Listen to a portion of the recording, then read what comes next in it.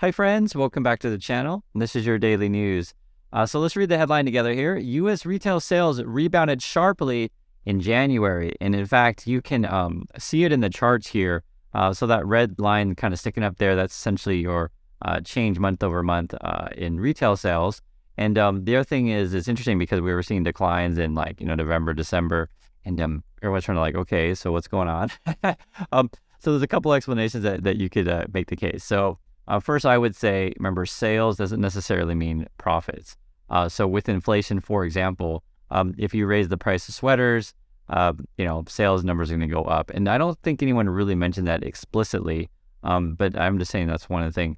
However, if no one's buying sweaters at all, then yes, sales would go down. So I'm saying there's a couple things at play. The other thing is there was one thing that was saying that maybe people had a bunch of gift cards given to them in December, and then started using them in January. So that could be a real thing, which is another boost in sales. Also, too, you could also be looking at things like Social Security and other sort of pay increases started in effect in January. So that's another thing. And you can actually look at sort of where the things are, right? So sort of where increases are.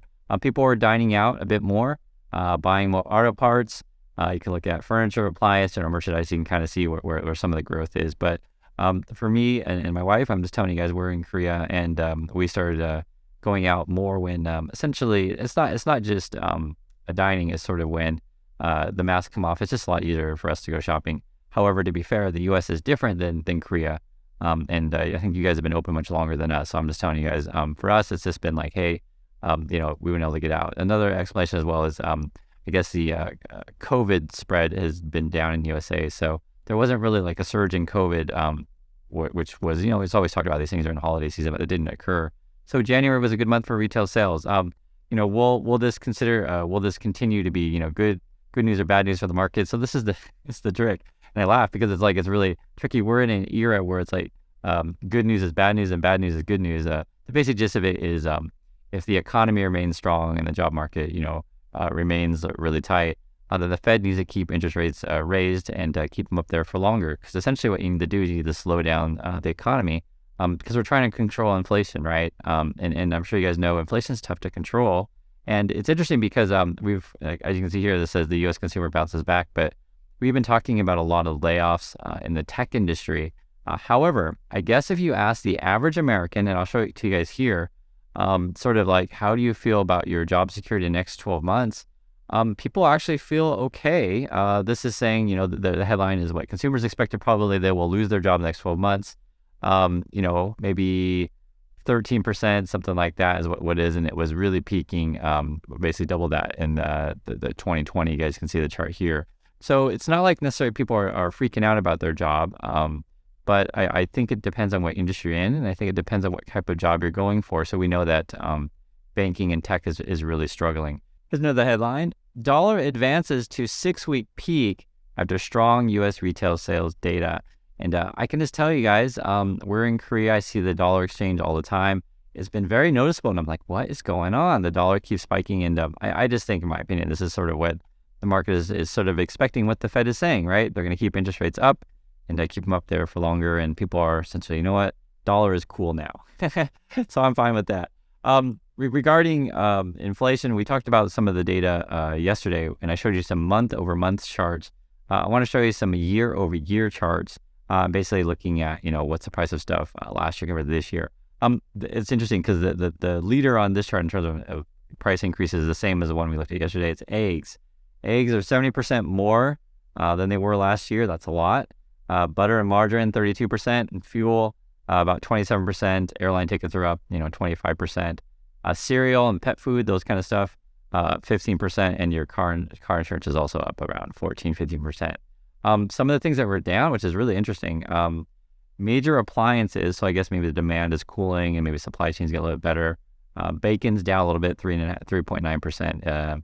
Then women's dresses, for whatever reason, negative 4.2%. Maybe there's just no demand for that. And I guess, that could represent maybe the work from home thing.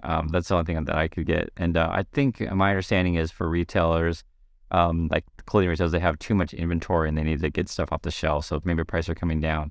Computers are going down a little bit, negative 6.2%. You got used cars and televisions also coming down a little bit. So if you're in the market for televisions, women's dresses, computers, and used cars, now's the time. And if you're trying to buy, say, vegetables and eggs, things are pretty expensive, and it is what it is. Also, too, going around the market, talking about is what it is. There was this crazy situation. And I've heard about these things, but when you actually read details of this stuff, it's like, oh my God, who are these crazy people? So here's the deal. For some people, put money in the crypto, say like a Celsius or FTX or whatever, and your money's frozen. And if you were getting kind of interest rates or anything like return on your money in your frozen crypto, you might be getting a tax bill. And so it was crazy. And I'll read it to you guys. You'll read what these people are doing. So this is a 42-year-old software designer in Florida, and it's saying he first started investing in Celsius in April 2021, enticed by double-digit yields. You guys remember that a lot of these companies were advertising, give us a bunch of your money and we'll just, give you 11%, 12% return. And at the time, it seemed like great, right? It offered for crypto holdings stored on your platform. So basically, you give me your crypto, and I think you have to basically stake it or something like that. He even took out a home equity line of credit for $125,000 and put it all in Celsius. And that's the part I was saying was crazy when you actually read it, because I've heard of people doing this, but when it's like, this is a real person, 125 grand. When the lender halted withdrawals in June, the person's name is Smolkin. Smolkin went through a range of emotions: anger, frustration, and then resignation that the money was gone. The arrival of the 1099 tax form renewed the pain. Despite not being able to access his funds, he still owes income taxes on the $8,000 in interest he made in 2022, according to the form.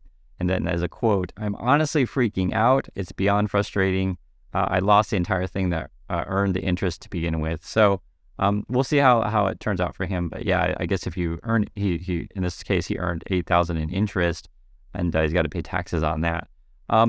Talking about, paying taxes and I guess following the law, the DOJ is looking into antitrust / monopoly concerns with Apple. So here's the basic gist of it: is the way that Apple constructs their app store. So for example, you put stuff on your store and you kind of give benefits and preferences to Apple's sort of in-house application. So an example is like location-based, location tracking stuff, where like Apple's AirTag thing will track you. And actually, we have these AirTag things, full disclosure. They work pretty good. You put them in your luggage, and like you can see where your luggage is, right? And so they're tracking your location. But Apple, what they can do is they can go to third-party developers and say, well, no, you can't track because of privacy concerns. So it's like Apple can track people, but then third party can't. So it's a benefit for Apple. Other examples as well is like, how well things may integrate with the iOS, right? You can sort of finagle the rules to benefit your apps. You could do this with games as well. So for example, I remember there was an issue with like Epic Games wanted to, allow consumers to buy stuff from outside the platform and then like say enter in a code, that kind of thing, and then get their game working on the platform. But Apple, obviously from their point of view, they want you to run their transactions through Apple's thing. So there's multiple things you can probably look at with this kind of stuff, but this is a real concern, right? And it's not just Apple, like do Apple, Amazon, Google in the Play Store, these kind of things, do they do anti-competitive practices, right? Is it a free market on those kind of platforms, and do they have a monopoly? So just want to share that with you. I think this is interesting stuff going forward. There was a news as far as Tesla and the U.S. government. So they made a deal to open up the Tesla chargers to other vehicle brands. And I lived in California. These vehicles charging stations are everywhere, and it's pretty big. And I think, if you had to ask me, I think this would be a hit to the other companies who are in the charging business, because obviously then now Tesla can profit off of this and then, eat market share from them. So that's good news for the Tesla bulls. The bad news, well, it's good news, bad news, whatever, how you want to look at it. They are requirements in order to qualify for the deal with the government, where they have to sort of make these things in the USA. So depending on cost, how that shakes out, I'm sure the Tesla accountants did the numbers, and it benefits them. I'm sure it does. So I don't think it'll be bad news to necessarily to make a deal with the government, and that's what's going on with Tesla. Elon Musk made a statement, talking about Tesla here. Elon Musk made a statement. It's kind of interesting. We'll read the headline. Elon Musk, who co-founded a firm behind ChatGPT, warns AI is, quote, one of the biggest risks to civilization. And this has been, the talk. We talk about this channel quite a bit. I'm going to make more videos about ChatGPT going forward. They asked a poll of people like, what's your overall opinion of GPT, AI, this kind of stuff. The headline here, and it's funny how they do the headline because we got to dig deeper in numbers. But basically they're saying only 9% of Americans think AI development will do more good than harm. But if you look at the numbers particularly, 46% think AI development will do about the same amount of good than harm. So not everyone is freaking out over AI, right? So, roughly 46% says it's going to be a push, right? About equal. But then you got 41%, they believe it'll do harm overall. And then 55% of people are very or somewhat worried about AI. So, and it said, could one day pose a risk to the human race? I believe this is a Monmouth University poll, and they do a lot of polls like this. So let me hear your guys' thoughts on this, if you agree or disagree. And the questions are, do you think AI is going to do more harm than good? Is it going to do more good than harm? And also, too, do you think it poses a very serious threat or just a somewhat serious threat, that kind of thing? Also, too, talking about threats, the debt ceiling, we talked about this before on the channel. So I guess we're going to run out of money, or the USA is going to default by as soon as July. That's how they're stating it here.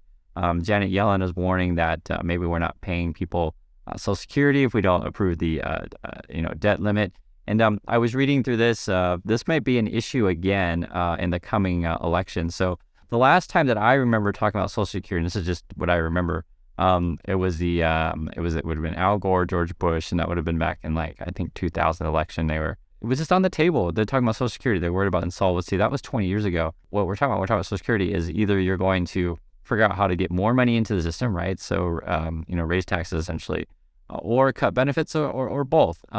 Because when you're raising the retirement age, that is cutting a benefit, right? So, essentially, you have to adjust though, and I agree with both of these things. Like you could do them both if you really wanted to, because people do live longer, right? So, for example, if you let people retire younger, then that means that you have to pay benefits for a longer period.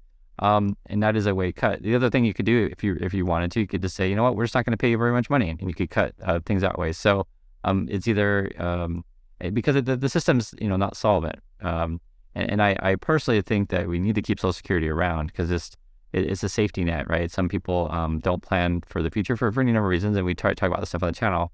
It's not necessarily don't plan or just unable to, and so I think Social Security is a needed program in my opinion.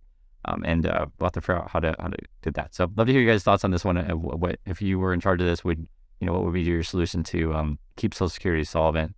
And I wanted to mention this also. We could probably spend a lot longer on this, but I just want to mention it because it's sad. It's in Turkey and Syria. The death toll is at 41,000, and it's just really tough. The UN is saying it's just the odds of if you're looking for a family member, it's pretty tough, right? Because essentially when the earthquake first happens and say a building falls down and people are inside, you got to get to them as soon as you can. And the longer that it goes, it's just more difficult to find anyone who survives. So just, thoughts and best wishes out to people in Turkey and Syria.